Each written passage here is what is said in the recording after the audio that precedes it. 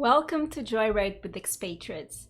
If you are new to this show, we bring every month a different person to talk about their expatriation process, multicultural differences, and adjustment stories to help you become a wiser multicultural leader. I'm Tati Fittipaldi, a change management strategist and a certified professional coach, and I will be your host in today's Joyride with Expatriates.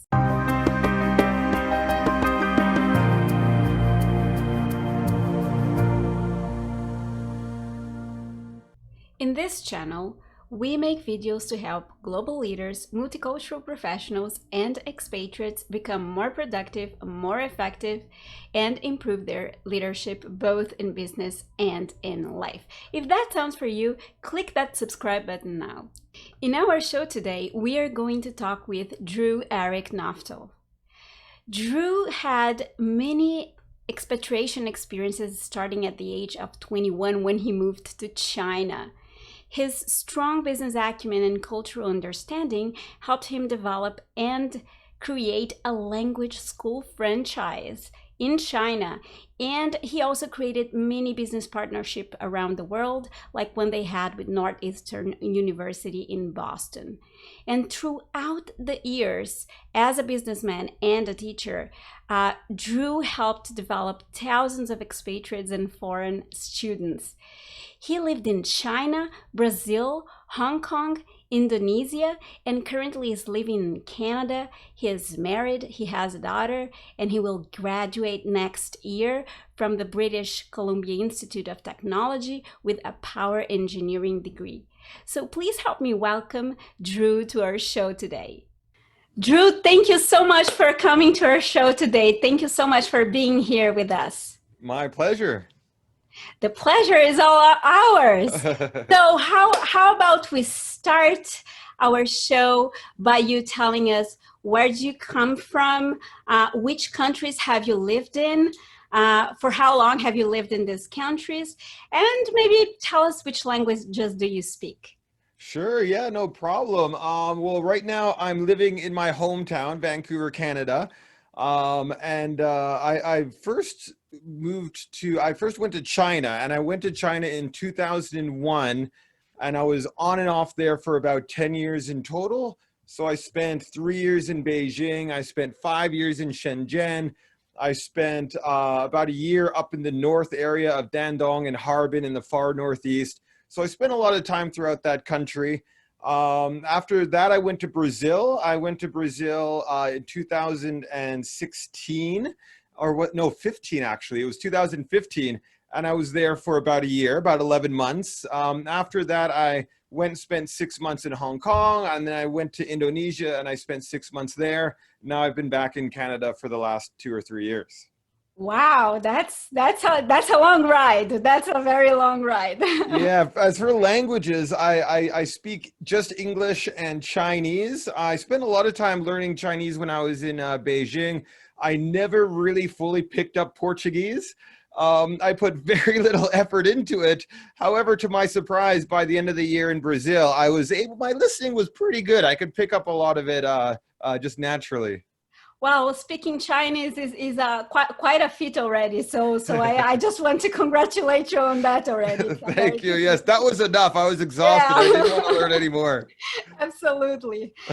So talking about China, so you told me before that, you had your best expat business experience was in China. So tell us how that came about and what were the things you had to do to adapt to move forward with that business. Yeah, well, just living in China for a number of years, studying there and teaching English, I saw a lot of the schools, how they were run there, and I thought, this is something that I could really do, which is sort of what every foreign teacher does in China. Hey, I want to start a school too, right? Most people, though, can't do it, can't get it done. I did that when I was in Shenzhen in 2009. I opened up my own school there I had a few investors, I had a business partner, and it was a lot of work. It took about a year of planning. And the most important part of it was just kind of getting used to the Chinese business culture, understanding how to speak to them, understanding what's different than what we would do in Canada. And a lot of that understanding really was key to the success I had while I was there. So learning the language, though, was probably one of the other things. Like, because I was able to speak the language, people took me seriously, right? Oftentimes, like, oh, he's just a foreigner, he doesn't really understand anything. But when you can speak the language, you sort of get accepted into the culture a little bit more. So that was also quite beneficial. Wow, that's a very interesting take. So you were able to connect more with people by being able to talk to them in their own language and not having to use translators or Oh anything like that. yeah. Oh yeah, especially because like a lot of things that you think come from the language you speak, right? You can't have a thought if you don't have a word in your internal dialogue to do that. So when you learn that other language, when I learn Chinese and I see how they write, how the language is, that makes you understand a bit of how they think. So yeah, I would say that that's very important. To understand what someone's thinking, you got to be able to understand their language. So if on that take, so tell us, share with us anything either funny or interesting, an interesting story about an extreme cultural difference that surprised you, you didn't expect. So one interesting story about that is something called face, which is very important in Chinese. You have to give someone face. You have to support them no matter how absurd it might be at some point, just so they don't feel embarrassed in that given situation. So one example of this is when I was in Zhuhai. I was also in Zhuhai for a year. At that point, I had already left my business and I was working with an offshoot franchisee to rebrand their business. Long story, won't get into it. But while I was there, one of the business owners, she was meeting with the police, and she was saying, you know what, because in Zhuhai at that time, you couldn't really get working visas for foreign teachers or employees. It's almost impossible to get that official working permit. So she went out with the police to have a couple of drinks and, give them a little bit of money and say, all right, we have some foreign teachers, but blah, blah, blah, blah, blah, trying to build up a friendship and everything. So they came to an agreement. They said, all right, the police will go to your school tomorrow at noon, make sure you have no foreign teachers there, and then I can write off that you don't have any and we don't have to worry about it. All right, great. So that's what she did. Then the next day, she drank too much, fell asleep, and couldn't remember this conversation she had with the police. Police came in while we were teaching. So the regular thing to do is if you're a foreign teacher and you don't have a proper working permit, you just leave. So that's what we did. We left. So then later on, a friend of mine, Yufeng, who was the manager at that school, he says, I'll fix the situation. I'll convince the foreign teachers to go down to the police station, be registered, and then they'll be able to leave no problem. So he comes to me, he's like, I really need you just to go to the police station and allow them to arrest you and process you.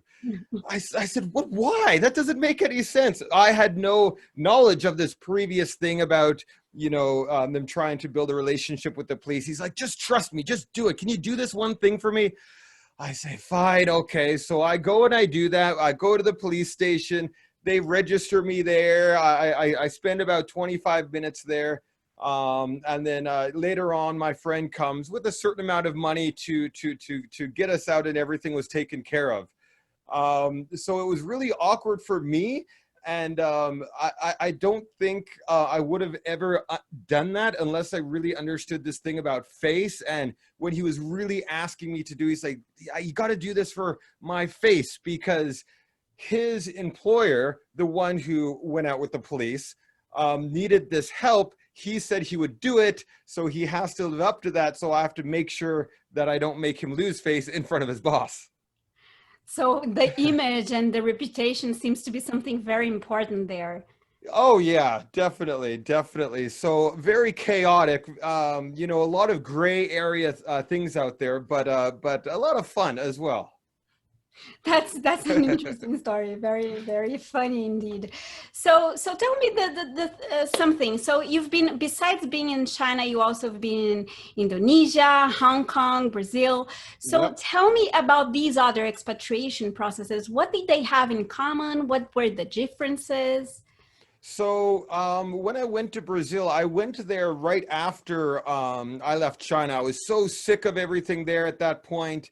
I wanted to go as far away from China as possible, and that was Brazil on the map. You turn the globe around, there's Brazil.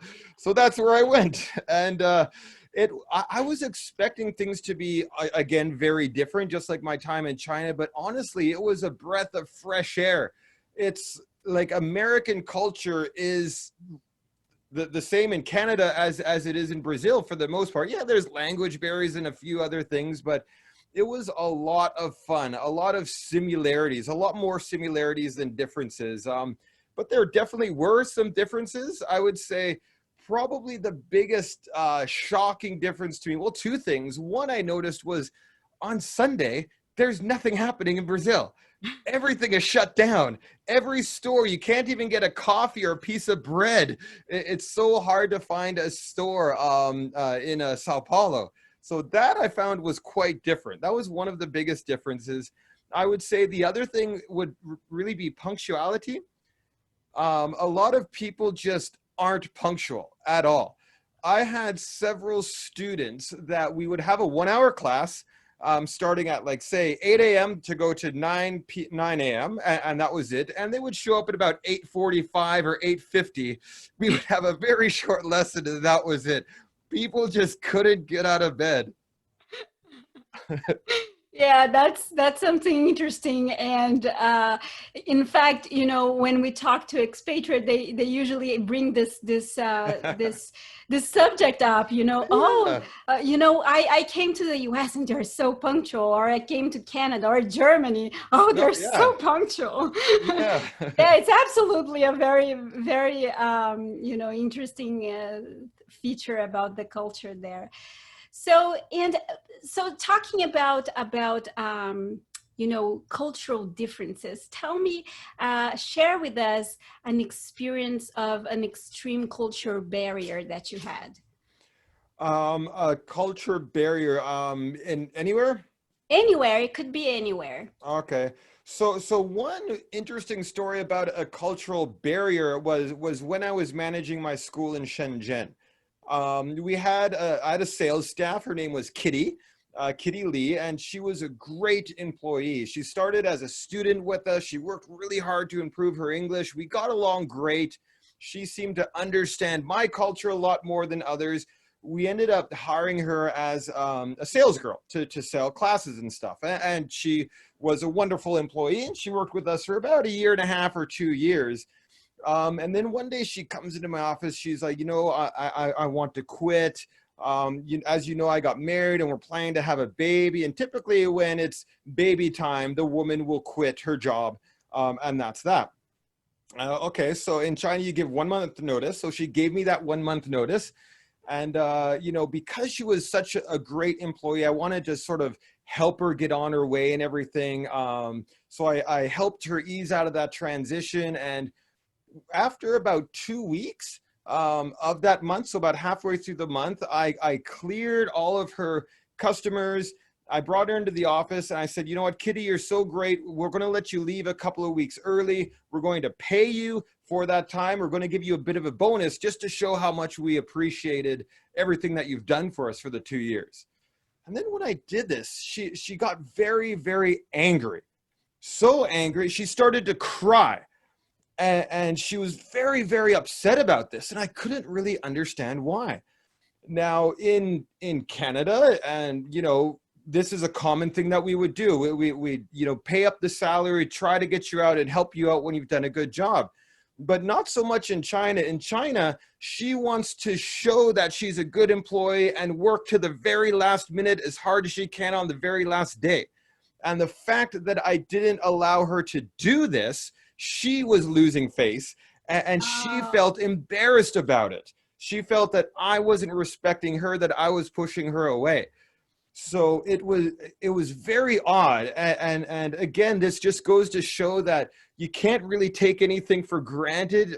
Things that I took for granted in my culture, I cannot take for granted over there. So that was a surprise. I probably should have consulted my business partner a bit more before making that decision. And after that, I did do that if there's any chance of a cultural misunderstanding. But that was one that kind of caught me off guard, especially since I've been there for so long already. Absolutely, and everyone in your shoes would feel like that. So tell me, you mentioned a little bit that what you would do if if you went back in time. But tell me a little, explore a little bit more. What do you think people would have to do in these extreme scenarios?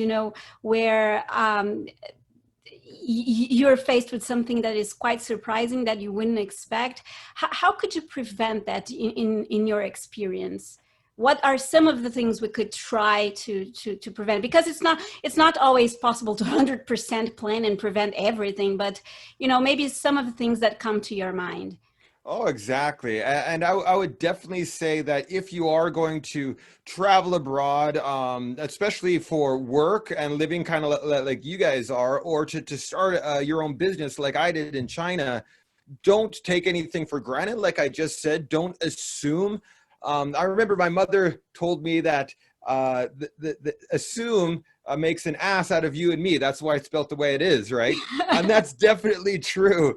Don't take those things for granted. Consult with a local before making any decisions on something, whether it's just like renting a house. Like I had to do this when I first went to Sao Paulo. I went to Lapa. And I stayed with some Brazilians there that I didn't really know them very well. And there were some misunderstandings that some friends helped me out with a bit later. But yeah, make sure you really understand the culture. They have that expression, when in Rome, do as Romans do. And there's a reason for that, for sure. You can't go into someone else's culture and expect everyone to adjust their way of life for you, to accommodate you. Right.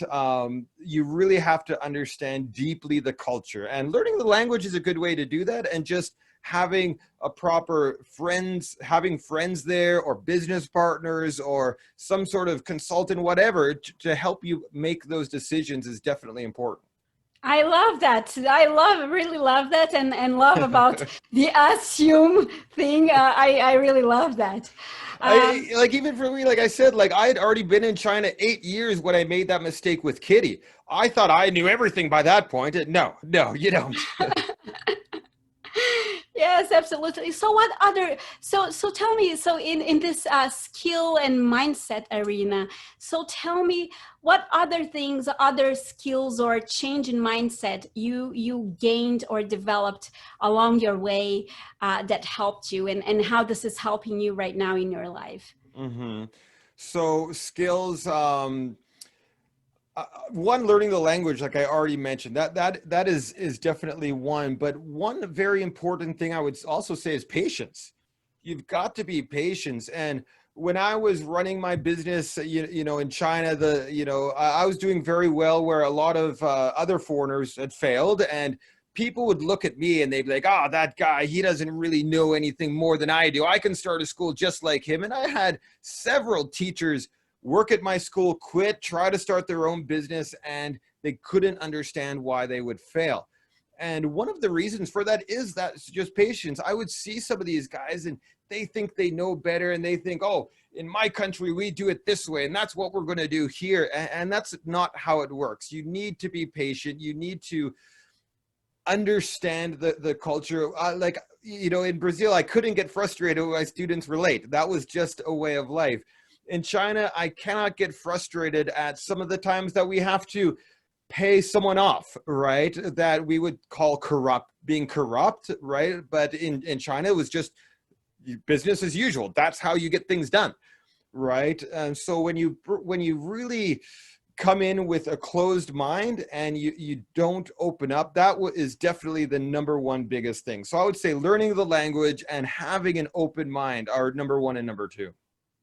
Wow, that's very, very interesting, and they tie with your experiences and you know how things came up for me for you and how things developed for you. Oh yeah, So very important. we still have time for another question. So share Sure. with us another story, another interesting story. You know, either about cultural differences or how you have to adapt. Hmm. Share with us any story you. Well, I'll try to be to make a longer story a bit brief. I remember earlier I was telling you I was a bit questionable if I should tell this story or not about the larger situation we had with police.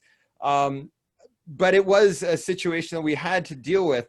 So to make it brief, like basically I was on vacation when we had a very serious incident. I got a call when believe I was staying at a monastery on the side of a mountain in Sichuan province somewhere. And I got a call from my secretary saying that the police are here, that they're arresting all the foreign students and the foreign teachers and the foreign interns that we had. So I was like, what's happening?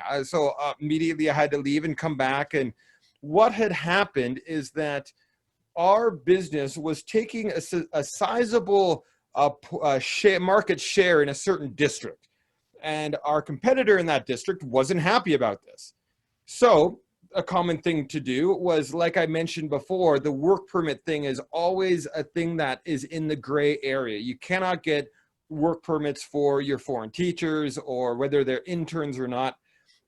Even though we had legal agreements with our interns at their universities in Boston that were coming to teach with us for 6 months or so, couldn't happen. So the competitor went to the police, found one of the police chiefs in the district, and they paid them a sizable amount of money. Said, "Here's some money. Go arrest those competitors of ours." So that's exactly what they did. They went and they went to the school. This is the trouble school. Okay, they go in there, take these people, put them in jail. So what we had to do is I had to find a friend who had friends in the government a level above where that police chief was. So I did that. I had a friend who is very well connected, and that friend had friends in the provincial level government. So what we had to do with these provincial level employees is we took them out for a dinner, a very nice dinner. We gave them gifts of very expensive alcohol, very expensive cigarettes, all of this stuff. And at that dinner, it cost us, I don't know how much. It must have come to like about 20,000 US dollars at the end of it. Wow. But at the end of it, they were very happy with their gifts and the time that they spent with us. So they went to their friends at the local level and they said, look, these people are in trouble. They're our friends now. So now you've got to undo it. So basically, the way they undid it is they let everybody out. They crossed the border to Hong Kong. And then they say, okay, these people that were arrested, they have left the country now. So case is closed. They close the case. They call us when that happens. They come back into the country and they're allowed to work as they did before. So this is one of the reasons why I ended up leaving China, is because it got to the point where morally I felt that this was wrong and I probably shouldn't do it. I really honestly didn't mind paying off a fire chief once in a while to let us get away with a certain kind of sprinkling system, or the thing like helping out my friend, go to the police station, do this thing for me. Okay, well, that's fine. But it got to the point where it was too much.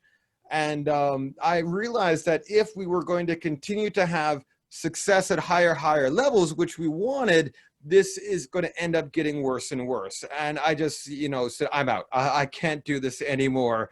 And that's why I was happy to go to Brazil, breathe that fresh air there, enjoy those smaller cultural differences.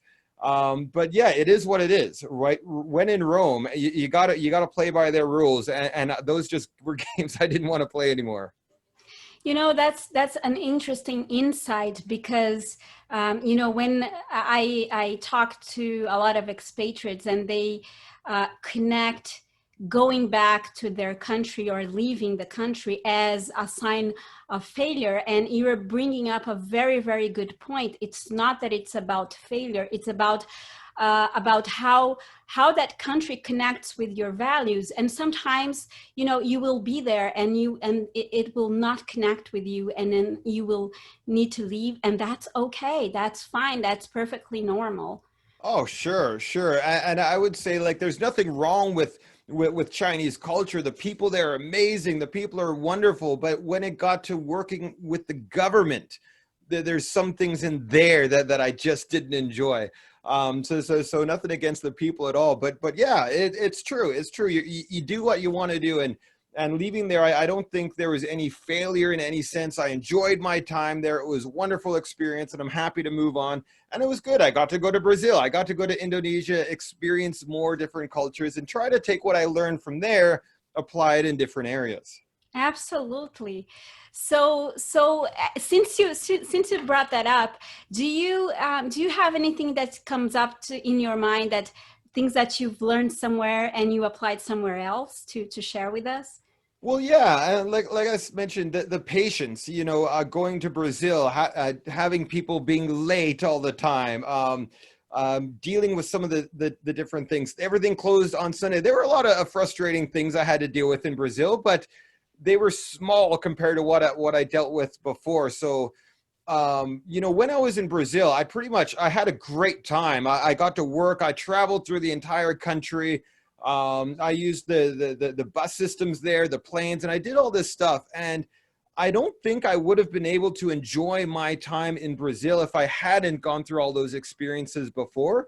So one, learning the language, and two, just like how to take a bus. What do you do, right? Who do you talk to go do that? Well, when I was in China, I saw something like this. So, you sort of figure it out, right? And a lot of people, they're worried. They're like, well, I would love to go somewhere, but I don't know the language. I don't want to learn it. That's not a problem. When I went to Brazil, I traveled through the entire country. I didn't speak a lick of Portuguese, right? But I was able to do it. You recognize things. You learn how to, wherever you go, this means two, right? This is five, right? So, like when I went I remember my first night when I moved to Brazil, I was staying in a hotel. I wanted to go out to a bar. I couldn't even tell what a bar looked like. I went into a place and I pointed over there to the beers. Those, two of them. How much? Right? And he wrote a number down, and I paid him, and I took them. Right? I went to leave. They said, no, you can't leave. You have to drink it here. And I didn't know what he was saying, but just with his body language, we were able to figure it out. Oh, it's no problem, right? You learn as you go. Don't be afraid to go someplace new. Like, you'll figure it out. And that's part of the fun of going to another country is figuring things out on your own. Learning the language is great, but it's definitely not mandatory. That's a fabulous tip. I think, yeah, we have to, take risks. We have to be adventurous. Yeah, Yeah, absolutely. definitely, for sure. So, Drew, we're coming to the almost to the end of the session. So, I wanted to share with you a card. So, Coaching Expatriates is going to launch a deck of cards for self-development exercises, and I wanted to give you a sneak peek of one of the cards. And what I want to propose to you is for you to read the card, and tell anything that comes to your mind that connects your experiences with whatever the card is saying. How about that? Excellent. Very excited. I want to read it and see what it's about. Okay, so I will share my screen with you now. Mm-hmm. This is the back of the card. Okay. The back of the card, and this is the card. Excellent. So do I read both sides or just this one here? Read from top to bottom. Okay, so on this side here, it says, I regard for the feelings, wishes, rights, and traditions of others. That does not mean I accept them. I am in control of my life. Mutual respect is the foundation of genuine harmony, by the Dalai Lama. Very nice. Okay, So yeah, a couple things I could definitely say here, and let me talk about. I've talked a lot about China, so I could relate this to Brazil as well. I had a couple of really good students that I became great friends with there, and actually I taught them on Sundays. It was the only class I would have on Sunday. Nobody wanted class on Sunday. Sunday is stay home and barbecue and drink day. That, Forbidden. yeah, forbidden, forbidden. So that, and going to that one was a bit frustrating. It was very far away. Nothing was open. I couldn't get a coffee in the morning, but I go into their home. They were very welcoming, and our class was a 3-hour lesson. So the first hour, they made the schedule. They're like, oh, this is how we want to do it. The first hour, we're going to learn from the book. Like, okay, great. So we do that. The second hour, we just want more conversation. Use some of the words that we're learning. Like, okay, great. Third hour, we drink together and have fun. That sounds nice. It did sound nice, but Sundays was a busy day for me because I often wanted to go home. I was working on a novel at that time, and I wanted to go home and write. This would really interfere with that time. I said, just go with it, right? Whatever. So we would do that, and I ended up staying there we had our 3-hour lesson. It would finish at noon. I would often stay there till 4, 5, 6, sometimes late into the evening. They would take me to the pool hall across the street. We would drink a bit more there. We would go out for dinners together, and it was a great time. And although my Sundays ended up not being as productive as I hoped, I really got to learn about the people. Right, about what they do, the different type of things that they drink, how they spend the time, why they have their Sundays off, and it was great. I really enjoyed it for sure. It was a lot of fun. So I just put things aside, and yeah, this isn't how I would want to do my day, but I'm going to go with it, and I built a great friendship out of it. That's awesome. That's a very, very nice story. And I'm so happy to know that you enjoyed it. Oh yeah, it was great. It was a lot of fun for sure. Drew, thank you so much. So I was wondering, do you have any stories left to share with us? Do you want to say anything or give any tips to people who want to become expatriates or who want to adventure going to another country? So any final takes? Yeah, well, definitely. I would say, go with the flow is definitely an important thing to do. You're going to have hiccups along the way. Don't feel like some people say, well, before I go, I want to have everything worked out, right? And I believe some of the conversations I had with your husband before you guys moved to the US, he was like this. He was like, everything has to be perfect. And I want it to be set in stone. Like, that's not how it is. Go with the flow. Figure it out as you get there. When I went to Brazil, I only had a 6-month visa. How am I going to stay for the full year? I figured it out when I got there, right? So go with the flow. Don't be afraid to do things that may or like if you're in a country where there is a lot of gray area, don't be afraid to put some money down in some place you normally might not in your own country. To get my daughter here from Indonesia, I could have waited 6 months to do all the proper paperwork, or I could just pay a guy $50 and he meets a friend and we get a visa done in a day, right? Stuff like that isn't that bad. Have your limits, but go with the flow. Again, this is how business gets done in a lot of these countries, especially Asia. So you've got to be willing to sort of compromise a little bit and realize that the way it might be black and white in your country, it might not be so much in the other countries as well. But everywhere you go is different. Go with it, enjoy. If you have a problem, calm down, chat with some locals, and I'm sure you're going to do fine. Great, thank you. That's an awesome tip. Drew, thank you so much. I really enjoyed having you in our show today. I really enjoyed your stories, and I really want to thank you, and I really appreciate the time you took to to talk to us today. No pleasure. It was my pleasure for sure. No problem, I should say. It was my pleasure. Yes, very happy to do it, and I'm looking forward to when your cards come out. I'm going to buy myself a pack. I want to have some. You as a guest, you will for sure have one for free. So don't worry about that. Nice, I'll send you and excellent, let me know what you think. excellent. Very good. Thank you very much. Thank you so much, Drew. All right, thank you as well. Enjoy the rest of your day. I will enjoy mine. Thank you. All right, we'll see you.